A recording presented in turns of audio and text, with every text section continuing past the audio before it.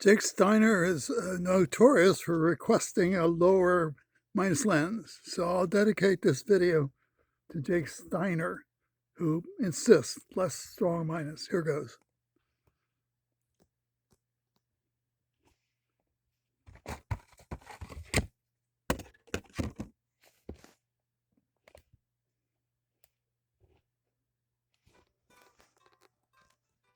Hi, I'm Dr. Joel Hunter, and I'm an ophthalmologist. And you know what I noticed? There are not a lot of good videos on the internet on how to do a refraction. So I said to myself, we should make one. The following is a video on how to perform a manifest refraction in order to get the perfect pair of glasses. To figure out someone's prescription for glasses, we need a phoropter. This is a phoropter. It was invented 100 years ago, and it's so good at figuring out a glasses prescription that we still haven't figured out a way to do it better. Over the next few minutes, we're going to look at what it takes to use a phoropter to do a refraction. And that means turning knobs and dials to transform these lenses into the exact lenses your patient needs for a perfect pair of glasses. It works if the setup is set up right. The patient's head needs to be even, and their eyes have to be looking through the middle of these openings. People have different sized heads, so the distance between the eyes varies, and that's called the IPD, or the interpupillary distance. And you're turning this knob to get the right IPD so their eyes are centered. It'll usually be a number between 55 and 65 millimeters. We're only checking one eye at a time, so you'll have to occlude the other. Luckily, this dial has a setting marked OC for occlude because that's what it does. And by the way, almost the only thing you'll ever use this dial for is to open it or to close it. That's open or occlude each eye as you need. Every glasses prescription has three parts to it, and that describes the amount of hyperopia or myopia. The second one is the axis of astigmatism, and that's the direction that the astigmatism is oriented between 1 and 180. And the last one is the amount of astigmatism. It's also called the cylindrical power, and that just simply describes how much astigmatism is there. These last two are in the category of cylinder, which is the word we use to talk about astigmatism when we're doing a refraction. It's different than sphere, and it doesn't have anything to do with how we fix astigmatism. All of this correction is measured in a unit called diopters, and the units you find on the dials are always referring to diopters. They're always in quarter steps, and those quarters are quarters of a diopter. First up, and it'll always be first when you're doing a refraction, is the sphere. If your patient's myopic, then their glasses will make things look smaller. And if they're hyperopic, then their glasses will make things look bigger. So we'll start with 0, and we'll say better 1 or better 2. It's helpful to stick with 1 or 2 the whole time. That way you don't end up counting higher and higher and confusing everyone, including yourself. 1 is the number you're at, and 2 is the new choice. Make it big steps to start if you know they're pretty blurry. Usually a whole diopter at a time. 4 of these quarter clicks will save you a lot of talking and testing to narrow in. We're going from big changes to get close to tiny incremental changes to fine tune.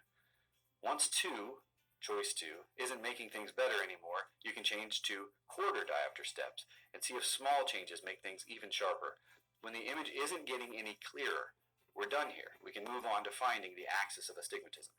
If your patient has any astigmatism at all, it's going to be at a certain axis, and that axis will be able to be found by using even a small amount of astigmatism correction.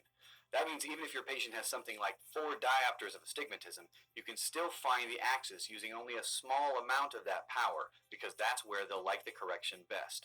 So that's why we always use only a half diopter of power to fish out the astigmatism axis. When we're fishing for astigmatism, we're assuming that having a half a diopter of correction close to the axis where the patient has astigmatism will look better than not having that half a diopter there. And that means we only need to check the major landmarks of a circle. That's 0, 45, 90, and 135 degrees. At each of these landmarks, we'll say better 1 or better 2. And 1 will be 0 power. 2 will be a half a diopter of power there. And if 1's better, well, then we move on to the next landmark. Now, if 1's better every time at each of those 4 landmarks, hooray! Your patient doesn't have any astigmatism. You're done with your refraction because you've corrected their only problem, which was simple myopia or hyperopia.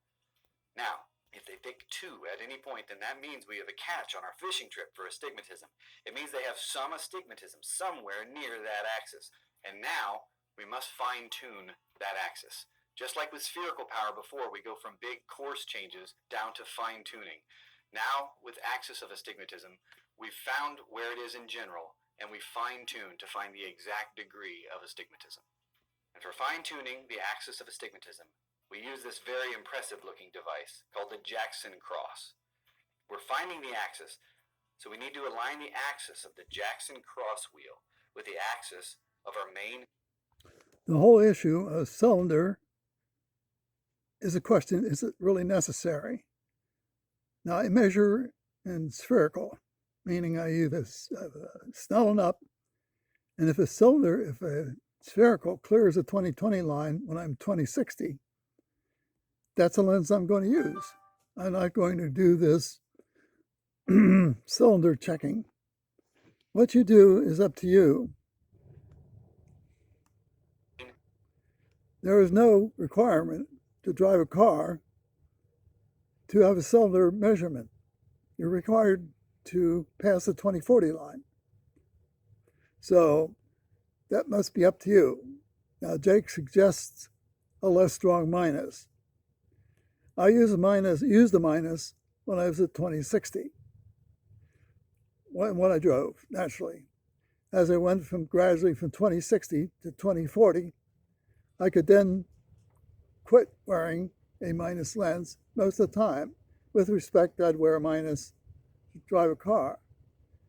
Then very gradually, my refractive state changed from about -3/4 to +1/2.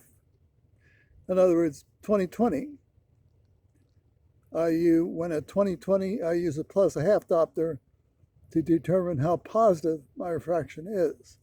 A positive refraction is not a defect of the eye. It is not an error.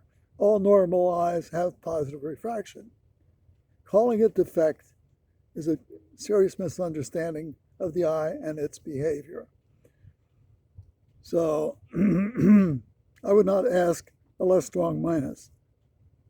I would take the time to slowly go from minus 20/50 to 20/30, and then very slowly to 20/20. I did a video of this 17 years ago when I had 20/60 from cataract surgery. It's been so long, I was seriously myopic. So I was extremely happy to get back to 20/20 and make all measurements myself. If you want to say you can't do that, as many people tell me, or people tell me that won't work, I get that a lot, and you can't ask your doctor to do that for you, I get that too. Only Rafelson changed my mind. You can't prescribe prevention. The person has to be an engineer, scientist to understand the type of choice he has while he still can read the 20/40 and make his own refractive measurements. If he won't make his own refractive measurements, there's no point to science. The whole concept of science is dead if the individual is denied the ability to make his own refractive measurements. Does he really know what he wants? Does he know what he's doing? Does he want to do it? Does he understand science? Does he understand the concept of second opinion? It becomes entirely his responsibility. Now, I know children are terrible in terms of dealing with them. Nobody can deal with a child. I understand it that way. But if there's going to be change, it will have to be changed like Rupa Wong helping her own children by keeping their eyes at least 20 inches off the page. I can say that, but nobody gets it. And they're not getting it. They'll get the phoropter and a strong minus lens. And that ends the possibility of prevention for that child. It's over, done, kaput. It'd be nice if we could treat our children better, but we cannot. It's really nobody's fault if you're looking for somebody to blame. I would work on your scientific intelligence and think of second opinion as prevention before you start wearing a minus lens. It's all on you, not me. I just provide the facts. You choose what to do while you still have your 20/20. Thank you.